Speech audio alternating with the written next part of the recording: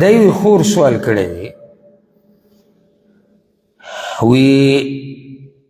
په ما باندې روجي پاتې دي کومو زنانو ته خاص عذر د هغې د لاسه تېر شوي رمضان روجي ماته پاتې دي او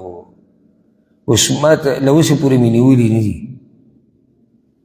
خو زړه ته مې دا سوچ راځي که چېرته زه په دې حال مړه شم نو زه به ګناهګار یم او که نه او آیا چاته وصیت لیکل پکار دي چې زما طرف نه به روجې ونیسي الجواب اول دا خبره یاده کړئ ګوره کوم ځای کې چې شریعت ګنجایش ورکړی چې روجه پرېږده او بیا به یې قضا راوړي نو دا داسې قضا نه ده چې شریعت تا ته وایي چې بس په هغه ټیم به بیا راوړي نه تا ته وایي قضا راوړه څنګه لکه اوس قرآن کې الله وایي فمن کان منکم مریضا او علی سفر په تاسو کې چې څوک بیماري یا په سفري صحیح شو فعدة من ایام اخر دی دې قضا راوړي په باقي ورځو کې کوم ورځو کې چې کله ورته موقع میلاو شوه داسې په کې نه دي چې څنګه د سفر نه راږه بس قضا به راوړي الله وخت ولې خو شمار پوره کول دي که نه نو چې رب العزت خبره کولاو پرېښودې ده او عامه یې کړې ده معنی دا چې دا قضا راوړه په تادۍ سره نه دي دې کې انسان لیټ کیدی شي بل دلیل پې دا دی عائشه رضی الله عنها وی صحیح بخاري صحیح مسلم کې حدیث دی وی کان یکون علی الصوم من رمضان په ما باندې به د رمضان د میاشتې روجې پاتې وي فما استطیع ان اقضي الا فی شعبان هغه روجې به بیا ما کله راوګرځولې شعبان کې یعنې څو میاشتې بعد 11 میاشتې بعد 11 میاشتې بعد ولې الشغل من رسول الله صلی الله علیه وسلم ځکه زه به د رسول صلی الله سره مصروف وم د هغه په خدمت کې وم نو موقع به ماته نه جوړېده لیټ به شوي په دې کې به شعبان به بیا په شعبان کې ولېږي دلیل دی په دې باندې چې د دې دا کار څه دی روا دی او که دا ناروا وي بیا به رسول وسلم منع کړی وي چې ګوره څنګه رمضان تیر شي نو ته ډایرکټ دا روجو قضا راوګرځوه داسې ورته نه دي ویلي نو موږ دې خور ته اولنۍ خبره دا کوو که چېرته تا باندې دا روجي او ته مړه شي نو الله تا نه رانیسي ولې دې نه رانیسي نه وایي موقع ورته نه ده میلاو شوي 11 میاشتې عایشه رضی الله عنها تېرې کړي وي یا 10 میاشتې ولې الله نه رانیسي ټیم نه دی مقرر بل دا چې دا ګنجایش چا ورکړی دی الله ورکړی نو الله یې نه رانیسي خو دا یاده کړه چې د بل رمضان د راتلو نه مخکې نیوه غواړي اوس دومره به هم نه لیټ کې چې روجې پاتې شو لیټ کې دغې بل رمضان راغی بیا د هغې پاتې شوي نه دغې ته به هم نه راسي پوه شوي پې که نه اوس یو زنانه د په هغې روجې دي موږ به داسې ووایو چې صرف زنانه ته دا مسله نه راځي د بل دپاره هم یو کس ته په هغه روجې دي او مړ شو د ده د طرف نه به د ده خپلوان څه کوي د فایدې دپاره یاده کوي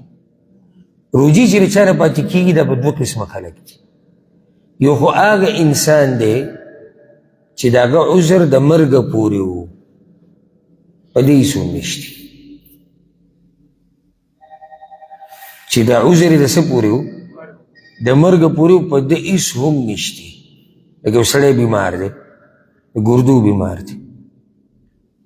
یا موږ به وایو چې عارضي بیمار شوی خو دومره بیمار شوی چې ډاکټرانو ورته ووایي چې ته روجې مه نیسه او ښه به شي 10-15 ورځو کې به ښه شي د روجې پرېښودې 15 ورځې روجې د پرېښودې خو په هغې پسې بیا بیمار و 10 ورځې او په هغې کې مړ شو ولې بې څه نشته موقع ورته نه ده میلاو شوی او نه د ده په خپلوانو لازم دي چې د ده طرف نه روجې ونیسي یا فدیه ورکړي نه ولې ځکه چې الله یې نه رانیسي هلته موقع نه ده میلاو شوی دویم هغه کس دی چې هغه ته موقع میلاو شوه موقع ورته میلاو شوې ده خو هغه لا روجې نیولې نه وي تر دې چې هغه پکې څه شو هغه مړ شو نو اوس دا روجې په ده دي نو څه به کوي د ده خپلوان شاته چې کوم د ده وارثان دي هغو 2 کاره کولی شي یو دا چې د هرې روجې په بدله کې غریب له خوراک ورکړي. دا یو طریقه ده، هرې روجې په بدله کې غریب له خوراک ورکړي. او دویمه طریقه دا ده چې دغه روجې هغوی د ده له طرف نه ونیسي. حدیث کې راځي من مات وعلیه الصیام صام عنه ولیه. یو سړی مړ شو په هغه باندې روجې دي، نو د ده کوم خپل چې دی ولي چې دی هغه به روجې ونیسي. صحیح بخاري صحیح مسلم کې دا حدیث دی. خو بیا دا روجې په دوو طریقو سره نیوی شي. یو کس پوره نیسي، 5 روجې دي او د دوی د یو خپل وي چې زه به دا ټولې ونیسم. صحیح ده، 5 خپلوان ووایي چې موږ به یو روجه ونیسو، دا هم صحیح ده. او حدیث کې داسې راځي د عبدالله بن عباس رضی الله عنهما روایت دی،